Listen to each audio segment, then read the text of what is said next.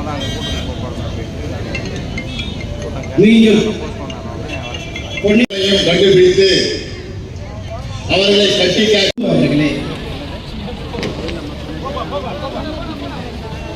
பொன்னேரி நகர வார்டு செயலாளர் பேரறிஞர் அண்ணா தலைவர் அதன் மூலமாகத்தான் இன்றைக்கு என்னுடைய உரையை தமிழ்நாடு இளவல் கலசு தமிழ் உதயன் பொதுக்குழு உறுப்பினர் கே சுப்பிரமணி மீஞ்சூர் பேரூராட்சி தலைவர் ருக்மணி மோகன்ராஜ் முன்னிலை பொறுப்பினை ஏற்றிருக்கின்ற மாவட்ட துணைச் செயலாளர் மு கதிரவன் கைது நீதிமன்றம் சென்றாகிவிட்டது. அதுதாயா திமுக, அதுதாயா தலைவர் தளபதி மு.க. ஸ்டாலின். ஓ ஆட்சியில தூத்துக்குடியில ஸ்டெர்லைட் ஆலை யார் தெரியுமா? ஸ்டெர்லைட் ஆலை அம்பானி அதானி அந்த கார்பரேட் கம்பெனிகளுக்கு சொந்தமான ஸ்டெர்லைட் ஆலை. அந்த ஸ்டெர்லைட் ஆலையில வருகிற புகை தெரிஞ்சுக்கணும். சும்மா நம்ம பாட்டுக்கு திமுக கூட்டம்னா அண்ணா சொன்ன மாதிரி 4 விஷயங்களை மக்கள் தெரிந்து கொண்டு போகணும். இது திமுக கூட்டத்தில் ஒரு பாடம் நடத்துகிற இடமாகவே நாம சொல்றோம். வெறும் திட்டிவிட்டு போவதற்காக வரல. ஸ்டெர்லைட் ஆலையின் மூலமாக வந்த புகை அங்கிருந்த மக்களுக்கு புற்றுநோயை விளைவித்தது, கேன்சர் கொண்டு வந்தது. எல்லா இடத்திலும் புற்றுநோய் அதிகமாக வந்தது. மக்கள் திரண்டார்கள், ஆலையை மூடுகின்றார்கள். நடப்பது அதிமுக ஆட்சி. கையை கட்டி வேடிக்கை பார்த்தது எடப்பாடி. எத்தனை விஷயங்களிலே எடப்பாடி கை கட்டி வேடிக்கை பார்த்தார். அதிமுக காரன் யாராவது இருந்தால் கேட்கிறேன்.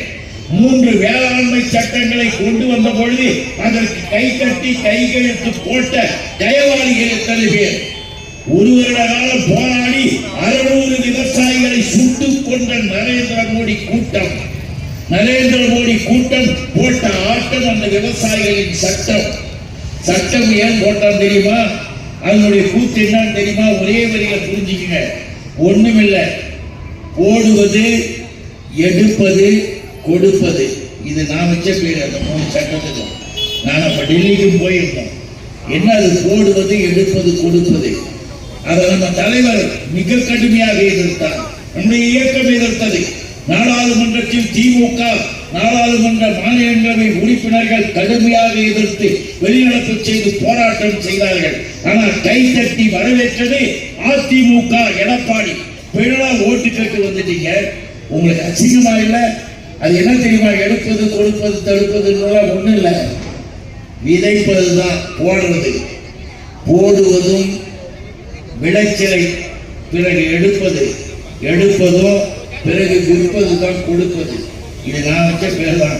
எதுக்குன்னு கேட்டீங்கன்னா, போடுவதாக இருந்தாலும், எடுப்பதாக இருந்தாலும், கொடுப்பதாக இருந்தாலும் இந்த பகுதியில் இருக்கின்ற 1000 ஏக்கர் என்றால், 100 ஏக்கர் என்றால், 200 ஏக்கர் என்றால் அது இந்த கம்பெனிக்கு உரியது.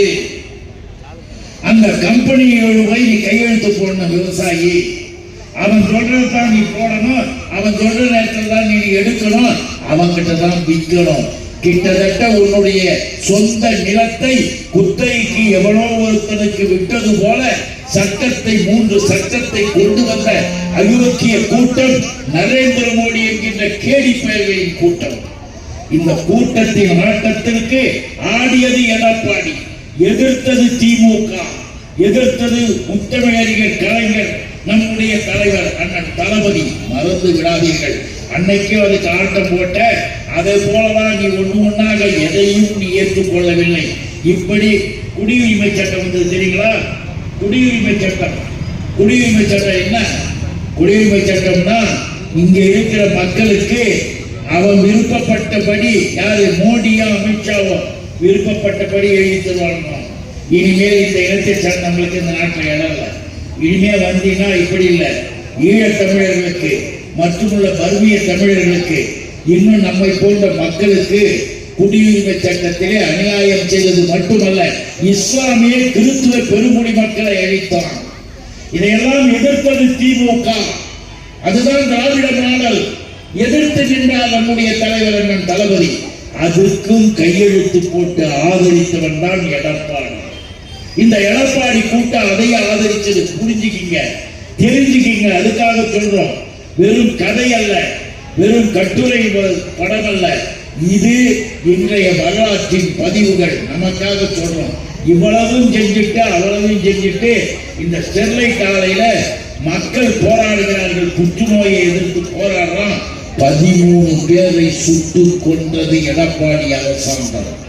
13 பேரை சுட்டு கொன்ற போது கேட்ட உடனே என்ன சொன்னார் தெரியுமா? மறுநாள் எனக்கு தெரியாது, மறுநாள் டிவியில பார்த்து தான் நான் தெரிஞ்சுக்கிட்டேன் அப்படின்னு. டிவியில பார்த்து தெரிஞ்சுக்க இருக்கிற முதலமைச்சர் வெக்கமா இல்லை, அசிங்கமா இல்லை? நீ ஒரு முதலமைச்சரா? உனக்கு ஏதாவது அறிவு இருக்கா?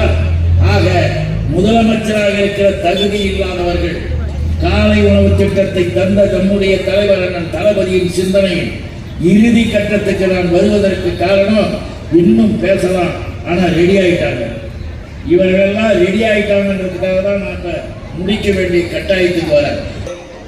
மாநில நிர்வாக தோழர்களே, நெஞ்சார்ந்த நன்றியை தெரிவித்துக் கொள்கிறேன். நன்றி நன்றி நன்றி. கழகத்தின் சார்பாக நன்றிகளை தெரிவித்துக் கொள்கிறேன். வரிசையில் வந்து வாங்கிக்கோங்க.